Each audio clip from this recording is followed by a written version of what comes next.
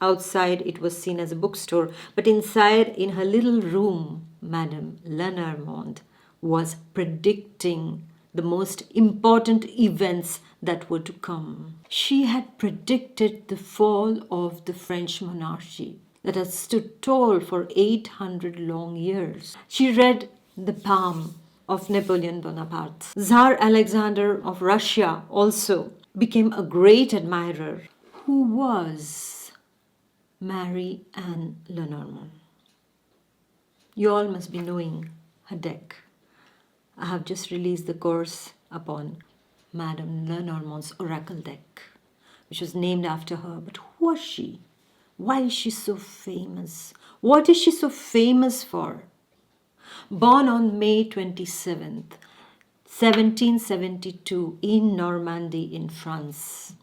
It is said that this baby, when she was born, already had teeth and long hair. This is what we heard about her. At a very young age, she lost her parents. First, it was her mother that she lost. After her father remarried, and the stepmother sent her to a convent. She didn't want her around, so she sent her to the convent. She said she will learn there. She will not stay here and learn. She goes to the convent. So she went to the convent. Little Marie Anne Lenormand was growing up there. And she predicted who will be the successor of the Mother Superior of the convent. All the nuns looked scornfully at her. And they were like, what is that? Because the Mother Superior was fine. But then after something happens to the Mother Superior, she was replaced by the exact person Marie Anne had predicted about. So the nuns were rather upset, rather, wondering, what is this child? At such a very young age of 7 years of age, she had made her first prediction. Imagine the year, 7 years of age. After the age of 14, she found herself rather lost, I would say, because her stepmother was not really kind, and she put her into a place where she had to, she removed her from the school because she started getting famous there as somebody who used to predict the future events, with symbols. And she was reading a lot, while growing up in the convent's library. She used to start looking for books and start reading. And her stepmother, somehow, she was rather jealous of this little child, and she took her and she put her in another place where she was learning to sew clothes and cloth, and that was not her field. She got fed up and she ran away one day. She ran away and she arrived to Paris at the age of 14 years of age only. And there she came just with a bag in her hand. She had just arrived just 3 years before the French Revolution. She worked in a bookstore first as an apprentice over there. She learned the art of bookkeeping and all. Little did anybody know that this was going to be her future office, her future reading place.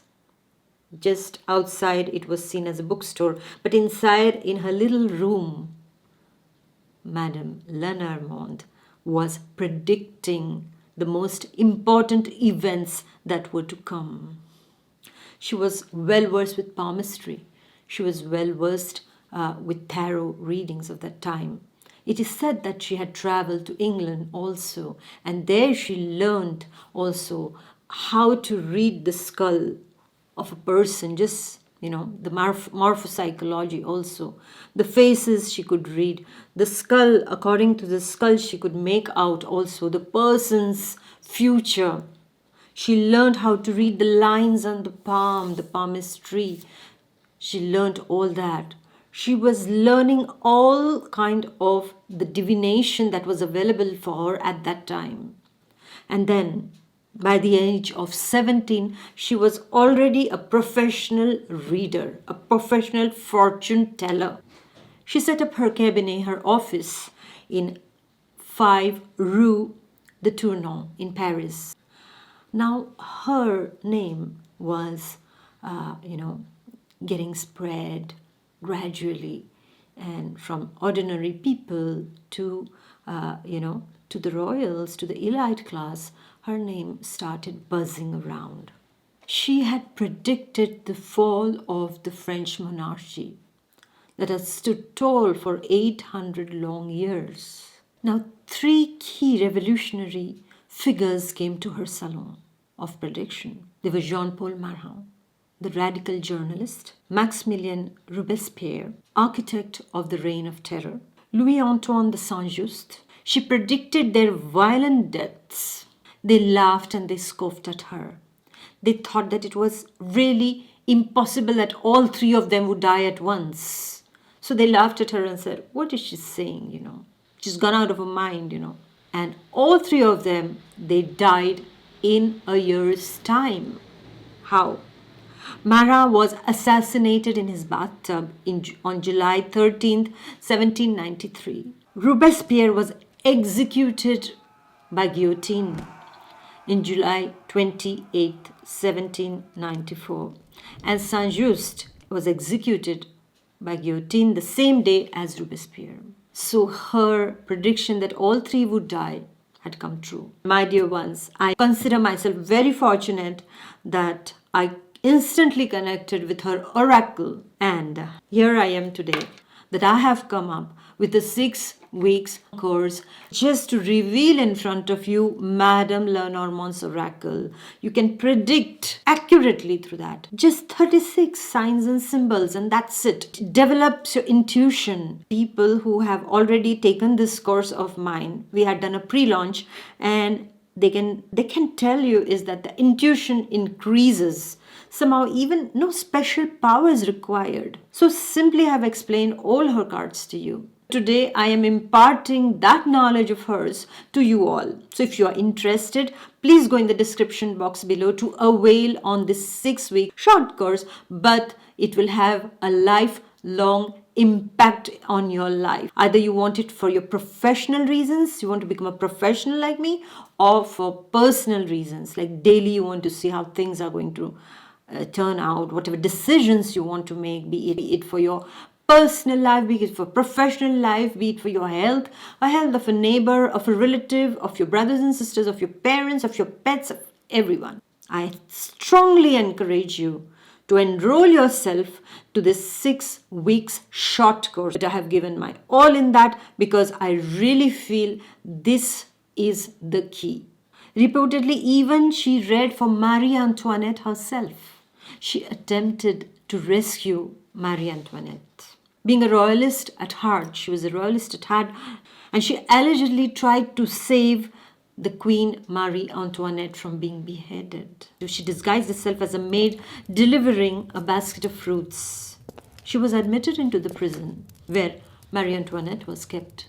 The Queen was really shocked and she was really afraid. Marie Antoinette was very afraid to attempt to escape, and so she couldn't manage that. Marie Antoinette was executed 9 months after her husband.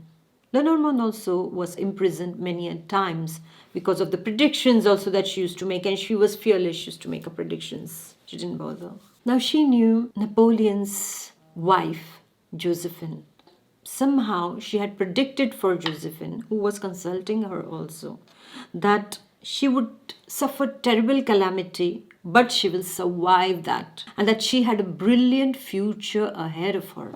Also, she would have an advantageous second marriage. This is what also she predicted for her.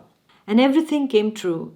On July 23, Josephine's husband was beheaded. On July 28th, the Reign of Terror ended with Robespierre's execution. And Robespierre's execution was also predicted by Madame Lenormand. After her release, Joséphine wanted to test Lenormand's abilities also. She disguised herself as a friend's maid, and she went to Madame Lenormand just to test her. She visited her cabinet in the Rue de Tournon. Lenormand she recognized her immediately. She saw her and she knew this was Joséphine. And Joséphine was shocked about it. She was completely shocked. She was a poor widow at that time.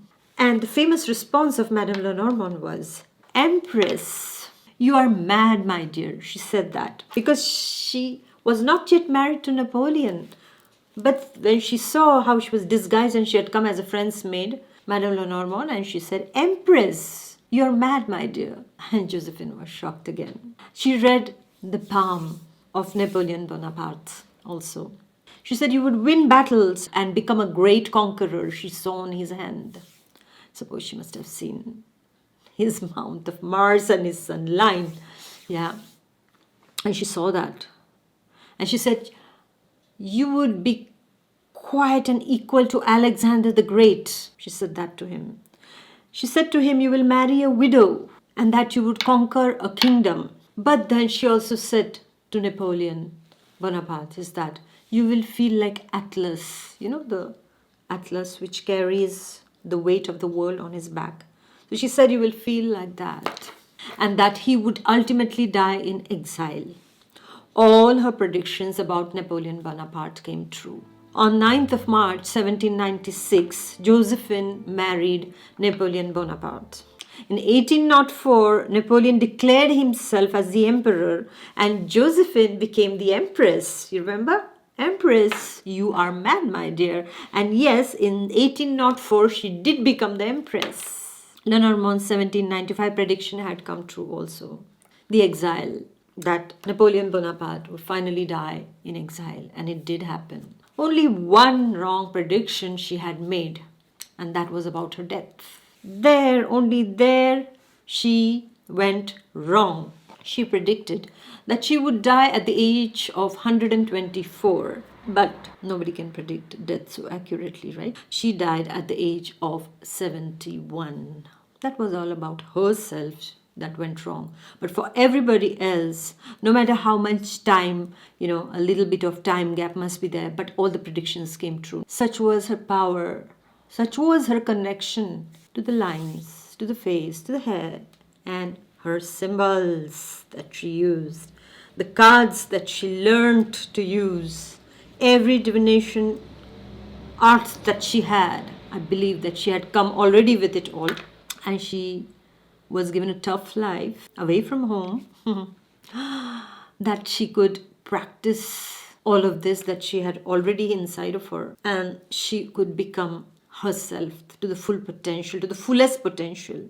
Tsar Alexander I of Russia also became a great admirer of Lenormand, and he used to consult her occasionally for readings also regarding many of his things. She had published her first book in 1814. After her death, she lived a lonely life, though. She didn't get married. At least it's not on records. She must have somebody, though. This is what I believe. How do I describe her? As a young Lenormand, if I can see very much in the past. I see a very pretty girl, a bit short, nice, lovely hair, but with a bit of curls. This is what I see of her. And rather, loud, imposant, dominating also as she grows up. I also see her after, not very tall, okay, a bit healthier, on the bit bulkier side. What more do I see of her? Some kind of strange hairstyles. Those days they used to have very strange hairstyles. See Marie Antoinette and all those royal ladies. It would almost look like a nest on the head. But she was also doing some different kind of things on her head, I suppose. Dressed quite okay, but a very husky voice. Her voice was her peculiarity. I've never heard her, but I can tell you that. Her voice was her peculiarity. And whenever anybody would go in her cabinet, there would be a kind of an aura of mystery. I almost see a light. Rest everything is dark. A lot of books around. I haven't gone there. I am connecting, all right? I'm just connecting to her. And there she sits here. There is sort of few bones also I see on her table. I see a kind of a small pocket clock, there. It's there. There are 2 chairs in front of her, and there she sits. People are coming in. She sits. The questions. She takes the palm. She reads the palm. She has her symbols. the cards, she shuffles, she lays them, she picks up, she smiles, she frowns. Oh, for bad news. She looks at them. She deeply probes into them, and then she reveals to them. There is some kind of a glass structure on her table also, and she's doing it all. She knew too much. And after her death, her body was buried in one of the most famous cemeteries of France, in Paris, where only the great people were buried. There she lies. I would like to go and see her tomb one day. I really would like to go. And I would like to take my card deck with me, my Lenormand deck with me. And I want to just put it on her tomb, and I want to tell her to bless it. I don't know what I'm going to feel, but maybe I have a feeling what I'm going to feel there. Deja vu kind of a thing it would be. So yes, that was Madame Lenormand. And after she passed away, all her books and everything were burnt by the person who inherited all her property. It was a nephew or a niece. They say some of them were saying it was a niece, but I think it was a nephew who inherited everything that belonged to her. She had left a grand fortune for those days, and even houses also she had in different parts of France. And this guy was extremely very strong Catholic, who was not believing in any kind of divination arts at that time. That was strange, right? Because the whole of the Bible is a prediction. Ask me, I know it all. When it comes to the Bible, I have read it all. And I can tell you, it is all about predictions. But this man, how cruel that can be, no? His aunt, the only single person to inherit everything, and he burns everything of hers. Her books are burnt, her everything he burnt about her. Only few things must have remained, thank God. And then he inherited all her property. I mean, if he was so much, I have a grudge on him. I have no right to have a grudge on him. But the thing is that if you're so much against your aunt doing this, then why do you even want to take a cent from her property? But that all he wanted. What a hypocrite, I would say. It should have been given to the charity instead, That happened after her passing away. And even till today, if you see, my dear ones, if you go to Paris, if you happen to go to Paris in that cemetery, people who are interested in divination arts, who are interested in predictions and all, they go there to her tomb, and her tomb is never empty. It is always full of something. There are people who have left their card decks to get charged through her tomb.